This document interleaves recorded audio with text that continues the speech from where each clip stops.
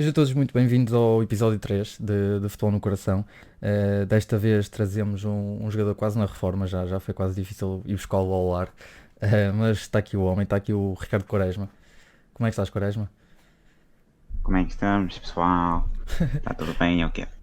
Tu estás aí no seio familiar, estás em projetos, aí com a cena dos dentes. Como é que tu estás, Quaresma? Brother, sabes como é que é? Estamos aqui na descontra, descansado, pensar por onde é que vamos no início da época e tal, mas para já aproveitar as férias. Mas tu estás cá em Portugal, estás a fazer as tuas férias de futebol em Portugal, não estás? Sim, sim, claro, estamos ali nos Açores, apanhar sol na praia e tal. Quaresma, tu tens sido associado ao Boa Vista, tu eras capaz de assinar pelo Boa Vista, sendo que já jogaste pelo Porto. Pá, não sei se as pessoas chegaram a ver, eu comentei esses tais rumores que a imprensa falou. Isso são mesmo rumores, só digamos que a comunicação social só gosta mesmo de inventar as coisas, então acho que nunca na vida iria optar por um dos rivais do clube que eu amo mesmo.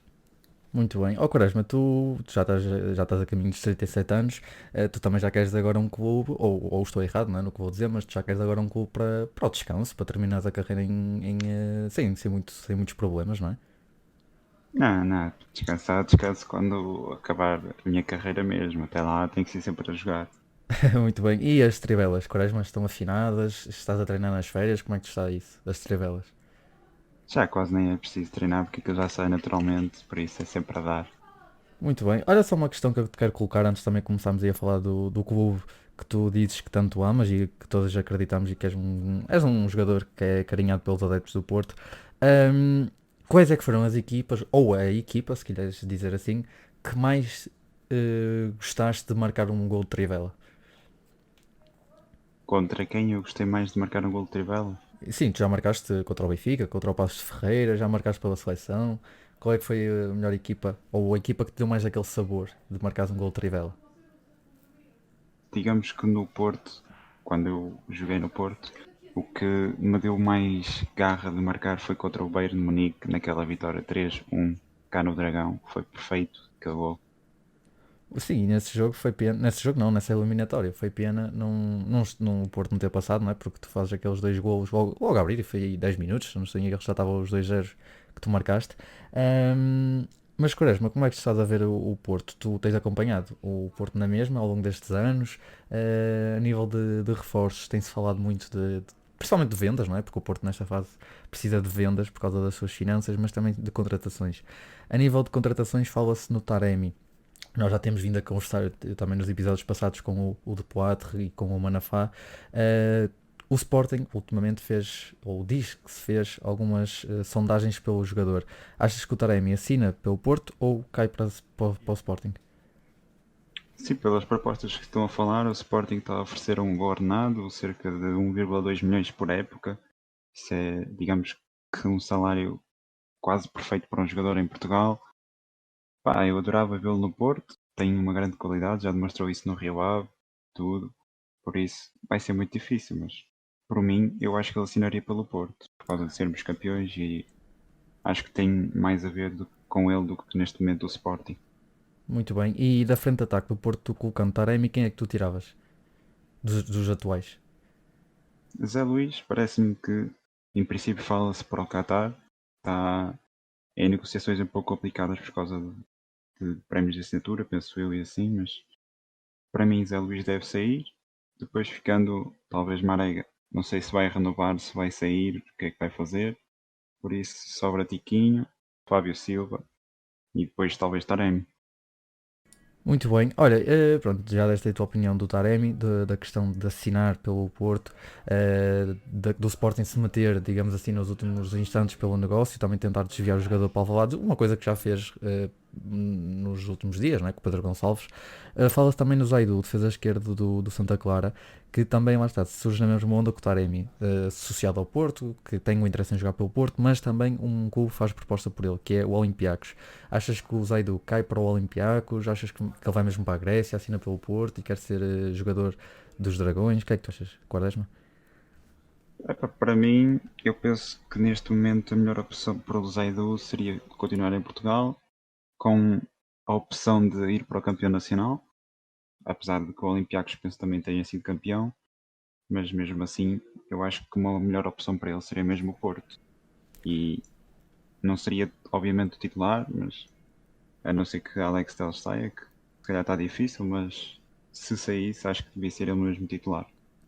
Certo, olha, por acaso, no dia em que estamos a gravar, nós temos o rumor que ele poderá ser apresentado ou hoje ou amanhã no Porto, Zaidu. E também se fala e faz a comparação dele com o Ali Sissoko. Não sei se tu recordas dele, que era do. Tu também defesas que era do Setúbal, ou seja, compara-se o Setúbal com o Santa Clara, nessa onda de equipas. Claro que o Zaidu, a contratação será sempre mais cara que o Sissoko, mas que também pode ser um jogador contratado dentro do próprio campeonato e depois, lá está, dar o salto e ser vendido para fora. Tu vês, por exemplo, mesmo que o Alex fique.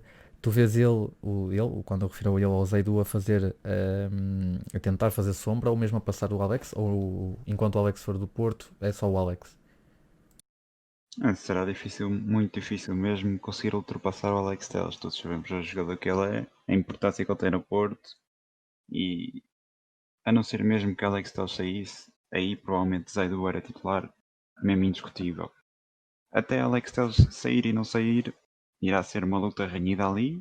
Talvez vá jogar algumas vezes ainda Zaidu, mas acho que o titular para já será mesmo Alex Telles.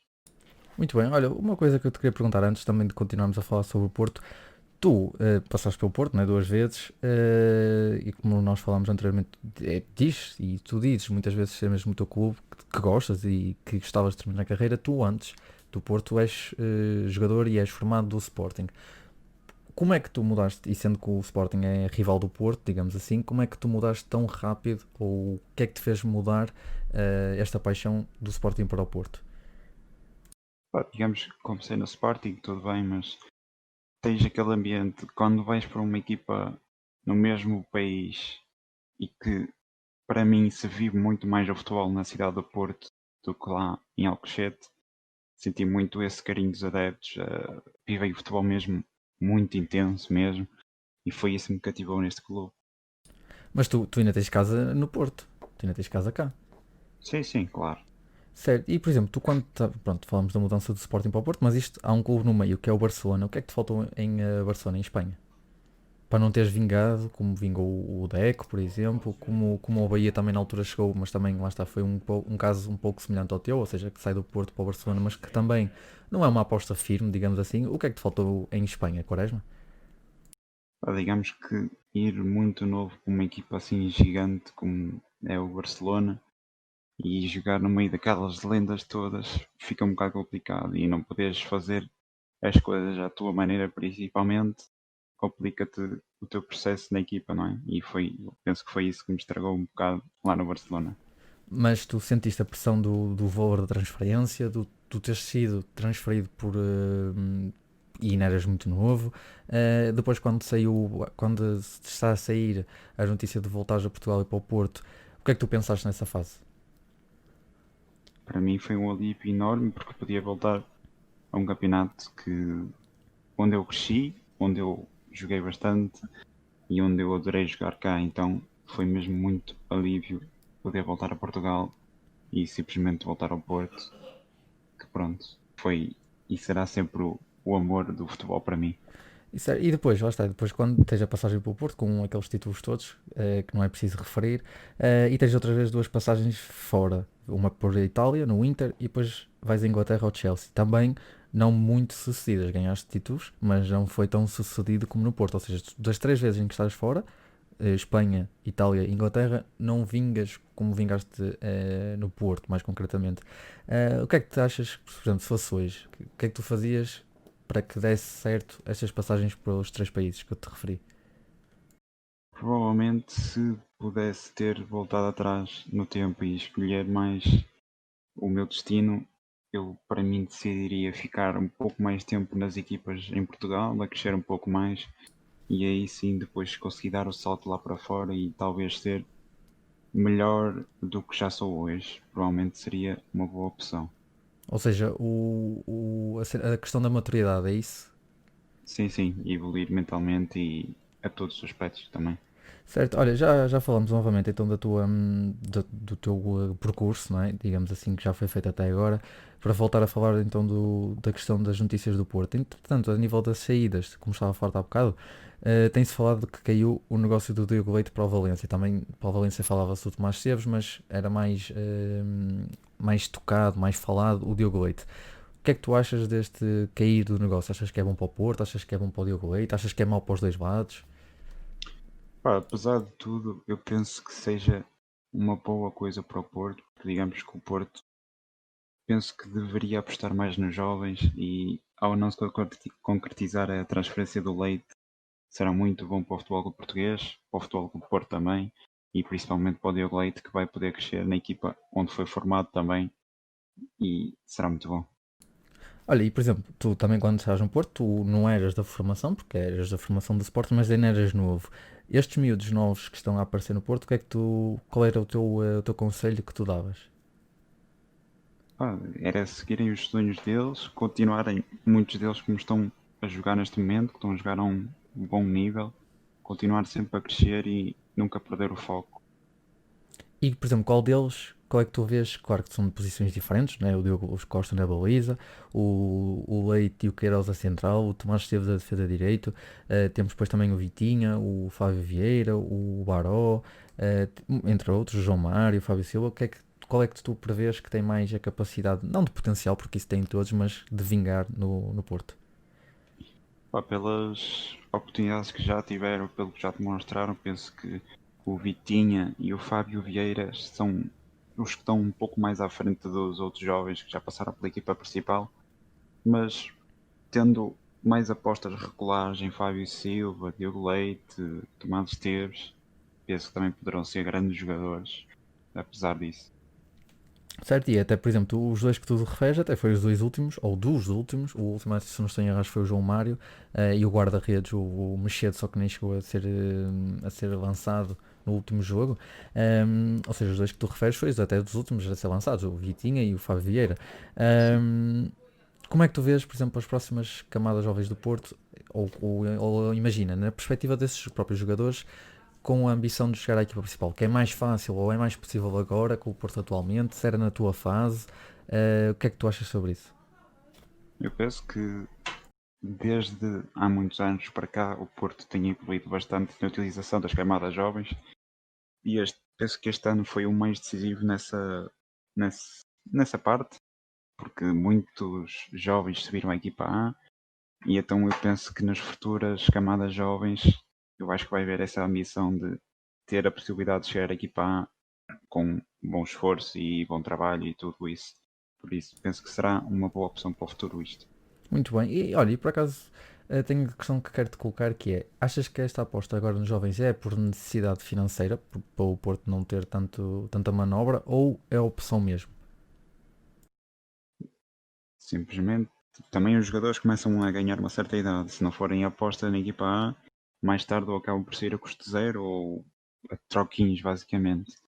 Então eu penso que poderá ser por uma parte de dinheiro, mas também uma parte de formação de jogadores que isso dá um nome maior ao Porto, que é o que já tem, e todo o dinheiro que vier será muito bem-vindo. Obviamente que os jovens poderão gostar um pouco mais, porque foram formados e tudo, então penso que é uma boa hipótese isso.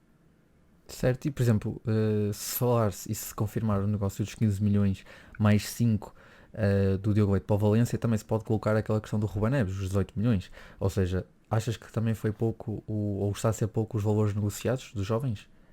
Porque é como eu te digo, o Diogo Leite, tendo o potencial que tem, e também já tem jogado pela equipa principal, 15 milhões, não sei se será curto, mas o Ruben Neves foi curto, o Ruben Neves foi curto, aqueles 18 milhões. Sim, sim, o Ruben Neves foi muito curto, penso que foi uma venda mesmo à pressão, porque dava para conseguir, penso que pelo menos o dobro pelo Ruben Neves. Quanto a Diogo Leite, penso que não será um mau valor, mas penso que ainda dava para esticar um pouco mais, pelo menos aos 20, 25 milhões, penso que seria o valor ideal para o Diogo Leite. E, por exemplo, a capacidade que o Porto tinha há uns tempos, que não são assim há tantos, ou quanto isso, não é? A capacidade que o Porto tinha negocial anteriormente e agora, o que é que tu explicas? O porquê desta alteração? Ou seja, Também o diretor desportivo mudou, não é? Não era o Luís Gonçalves como é hoje, Sim, era o Antero Henrique, mas aqueles negócios de fazer para o lucro, contratar barato e investir desportivamente e depois vender, porque é que achas que já não acontece atualmente? É mesmo pelo Porto não ter essa capacidade financeira e negocial, ou é as equipas também que já estão mais preparadas para essas vendas mesmo? sim, digamos que muitas das equipas dos campeonatos europeus estão, digamos, a usar cada vez mais as táticas, entre aspas, que o Porto usava para ir buscar esses jogadores. Por exemplo, buscá-los à América a trocos e depois conseguir vendê-los a milhões. E o Porto está dificilmente a conseguir agora, principalmente jovens que vieram para o Porto da América, como Corona e assim, e não tiveram uma evolução tão grande como houve naquela altura para dar logo o salto para um gigante europeu.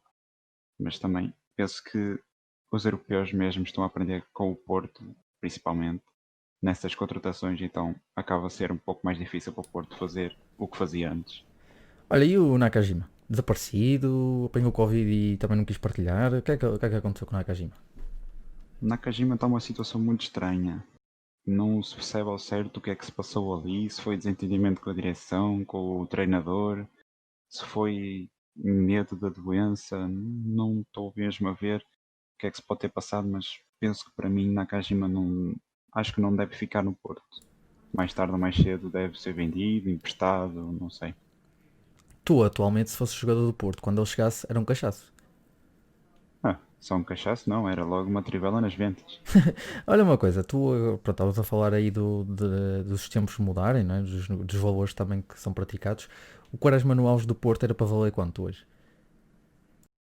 Pá, digamos que Quaresma quando foi vendido do Porto, digamos que eram uns trocos. Naquela altura era muita coisa Para já, o mas Inter?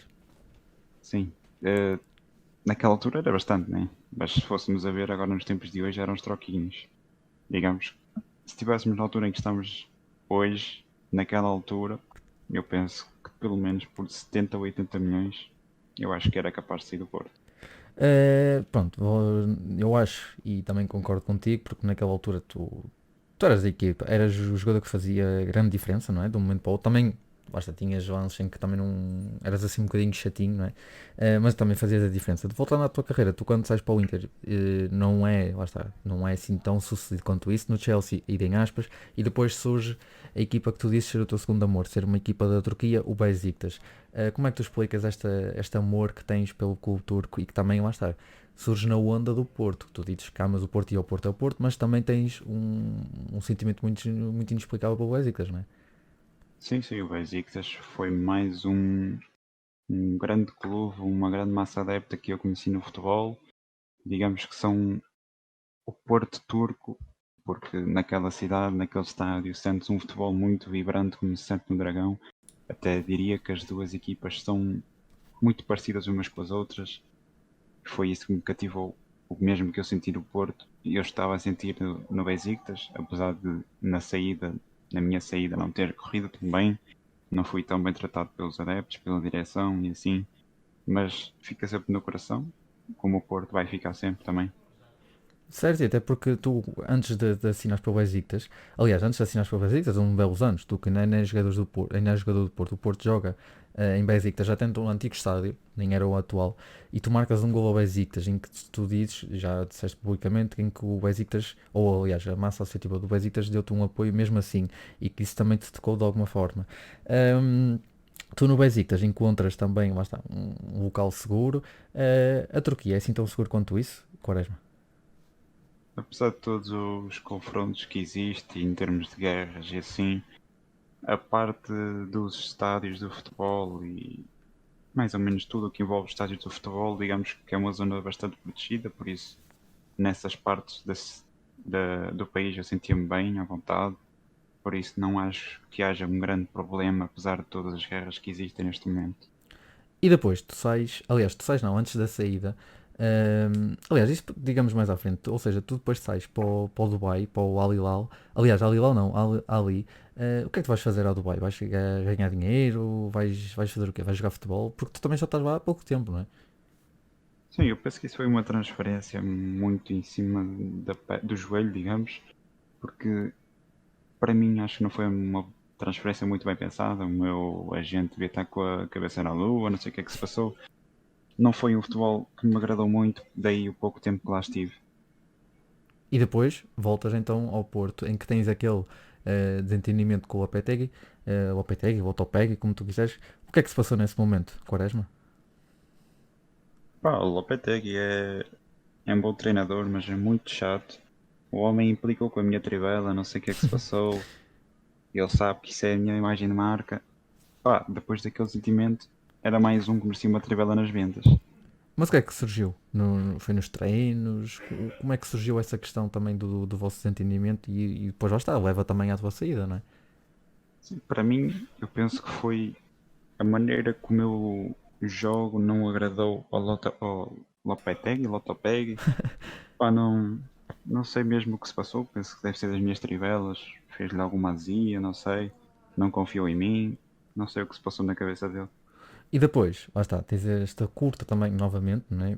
Curta passagem outra vez pelo Porto, em que sais na segunda vez e voltas a outro clube que também é como eu te digo, diz ser o segundo clube do coração, que é o Besiktas novamente. E aí, nessa passagem pelo Besiktas, tu vens jogar a Liga dos Campeões ao Dragão e fazes uma assistência para o Talisca. O que é que o que é que tu sentiste naquela altura? Primeiro, de jogares no Porto, contra o Porto, no estádio do Porto, e fazes uma assistência para um jogador do Benfica.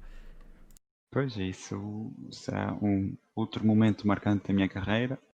Pá, foi um golo difícil, mas como tudo no futebol temos que pôr muitas coisas de lado, então teve que ser. Ajudei a equipa onde eu estava a jogar no momento, como ajudei o Porto nas alturas em que eu jogava lá também. E depois, lá está, mais uma vez, uma questão administrativa, que sais mal com o Besiktas, mas permaneces na Turquia, no Kasipansa. Ahm, o porquê de teres ficado na Turquia na mesma? Porque certamente tinhas propostas para sair da Turquia, mas o que é que te levou a manteres na Turquia, só que mudares de equipa, onde encontras também o Jorge Fernandes, que era o jogador do Porto? Pá, para mim, Casim Passa apresentou um bom projeto, digamos, e como era uma equipa próxima do Besiktas também, foi uma decisão assim mais por esses lados. Principalmente não, não gostava de sair da Turquia porque as equipas que eu gostava de treinar, mais uma vez, que era principalmente o Porto, pá, não vi que havia lá um espaço para mim naquela altura, então decidi-me ficar pela Turquia, um clube próximo e experimentar uma nova oportunidade, por exemplo. Por exemplo, tu jogavas no Benfica ou jogavas no Galatasaray?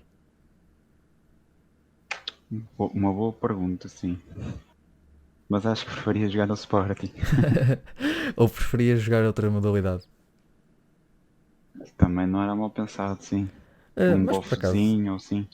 mas é uma questão que até é falada muitas vezes. É custas passagens que tu tens tido, ou seja, tens tido várias passagens por vários clubes, mas pouco tempo e depois sempre problemas ou com o treinador ou com a administração. O que é que se passa na tua cabeça?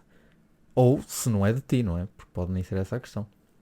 Pá, eu penso que a minha trivela deve meter inveja a muita gente. Eu acho que deve ser esse o problema de muitas pessoas e daí todos os desentendimentos que existem nas equipas por onde eu passo pouco tempo, como foi em alguns casos.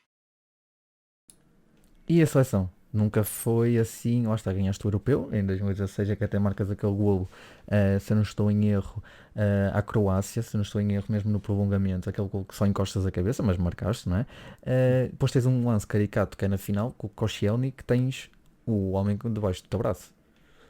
É tipo que agarrar o touro pelos cornos, como se diz, e o Koscielny teve que ser a vítima, não é? E para dar um murro final naquela final do europeu épica. E o que é que tu sentiste quando ganhaste o europeu? Foi um objetivo, meu Deus, nem sei explicar até agora, mas foi um momento épico mesmo e principalmente ver aquele gol marcado pelo Éder foi perfeito. Um bocado, digamos, foi um bocado estranho, que o Éder parecia que ia levantar voo, que ia cair, não percebeu ao certo, mas foi um golo mesmo muito épico e, meu Deus, depois a celebração cá em Portugal é que foi. Mas vocês sempre acreditaram, como o Fernando Santos tinha dito que só ia para Portugal dia 11, se não estou em erro, sempre acreditaram também como ele, ou aquilo saiu um bocado, entrou a 100 e saiu a 1000 nos vossos ouvidos? Não, claro que acreditamos sempre no treinador, não é? É ele que nos passa as táticas, é ele que nos faz confiar nele próprio, nas táticas dele. Ele é que nos dá as indicações todas, temos que confiar nele, porque se não confiarmos nunca vai dar certo, não é? E o Éder, marcava nos treinos, aquele lance é treinado, é sorte. Como é que tu explicas aquele lance e como é que tu viveste aqueles 10, 15 segundos no máximo? Pá, o Éder nos treinos é um jogador normal como todos os outros. Obviamente que em jogo mesmo nunca fez nada de especial pela seleção, por isso penso que um dia tinha que chegar à altura dele e esse dia foi no final do europeu que de certeza que ele nunca vai esquecer, tal como eu nunca vou esquecer também. Muito bem, olha, tu tens aquela sorte que poucos jogadores têm, que é jogares com o Ronaldo, ou jogas com o Ronaldo na seleção e jogaste com o Messi quando estavas no Barça. Qual é que para ti é o melhor do mundo? Pá, sem dúvida que tem que ser o Ronaldo, principalmente porque jogo e joguei mais tempo com ele, porque é, digamos, uma pessoa com um caráter enorme, tem uma dedicação enorme também e Messi tem obviamente aquela facilidade para fintas e dribles e coisas assim, mas Ronaldo, que é Ronaldo, seus treinos não falham nunca. Tu tens um vídeo, já que falas aí do Ronaldo, aliás, que surgimos agora o assunto do Ronaldo na seleção, tu tens um vídeo com o Ronaldo que é um bocado caricato e também é um bocado partilhado no Twitter, que é, vocês supostamente aquilo é um estágio da seleção e vocês têm um vídeo em que o Ronaldo diz que vocês pararam na área de serviço para fazer uma situação. O que situação era essa, Quaresma? Nós temos essa curiosidade, não sei se também podes partilhar, não é? Pá, não, digamos que não é uma situação para se partilhar assim desta maneira, mas epá, não dá mesmo para explicar. Isso só quem estava lá é que sabe. Mas estavam alegres, pelo menos. Sim, claro, se não tivéssemos alegres nem era a mesma coisa.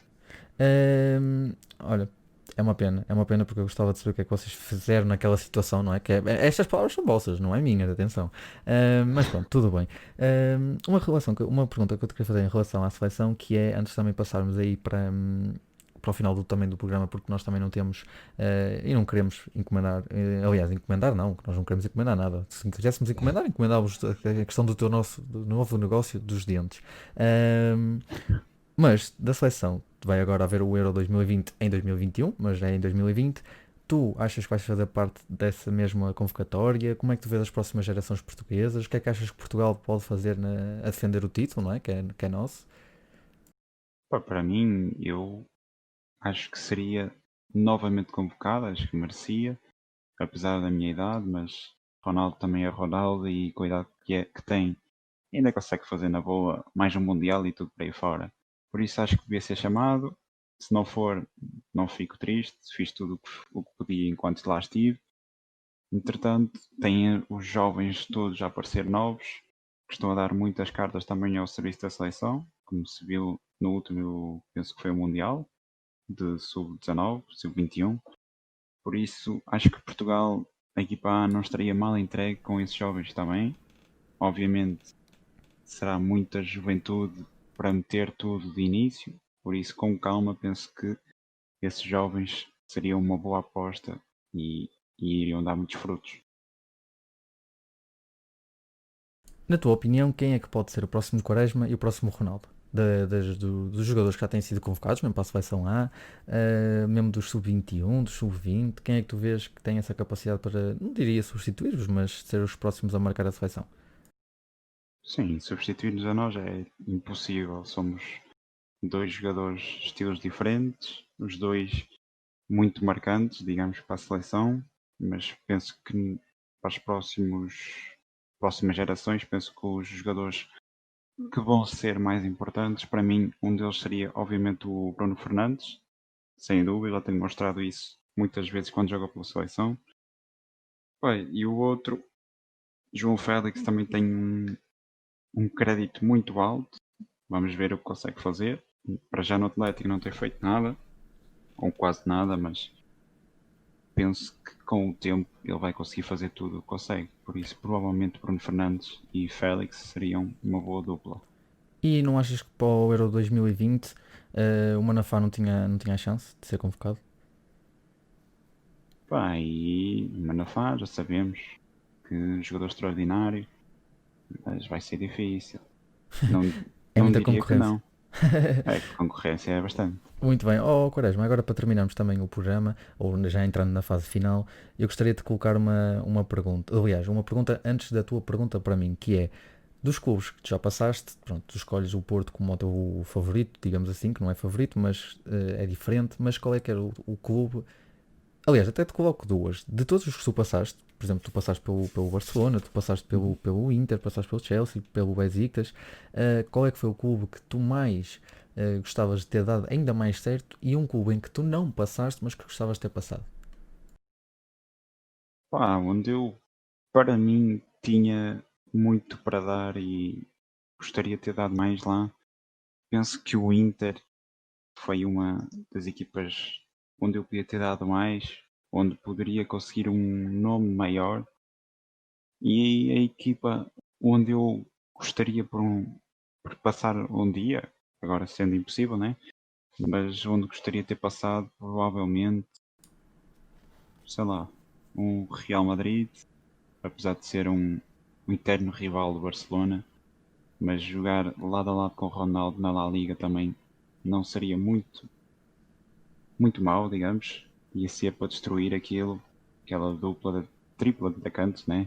Ronaldo, Quaresma e Benzema, era perfeito. Ou seja, eras capaz de então também jogar no Benfica. Digamos que são coisas diferentes. Benfica aí já não, mas jogar num Sporting em vez de um Porto era capaz.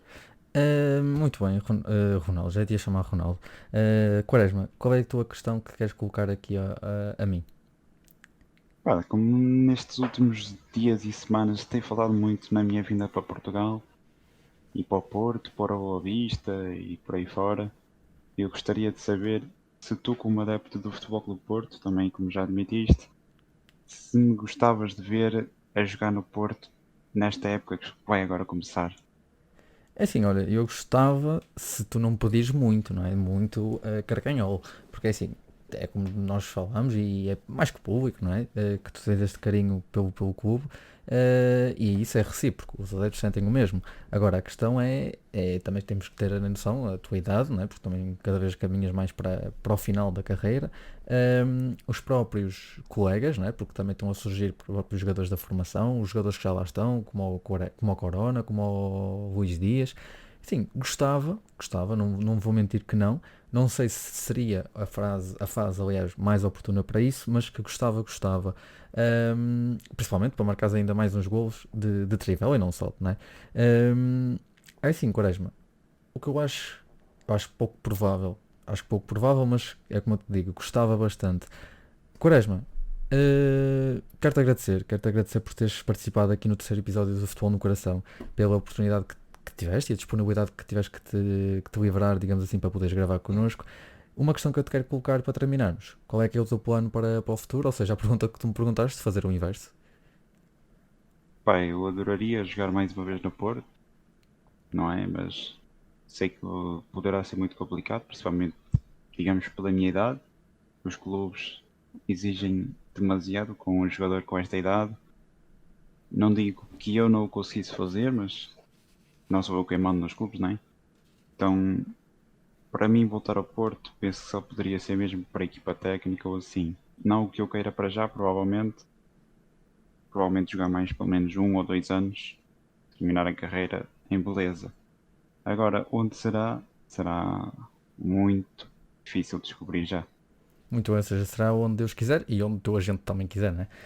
Quaresma, mais conhecido também, tens uma alcunha muito conhecida que é Mustang. Agora no final do episódio vai passar um clipe teu com algumas afirmações sobre o teu amor pelo clube, pelo Porto.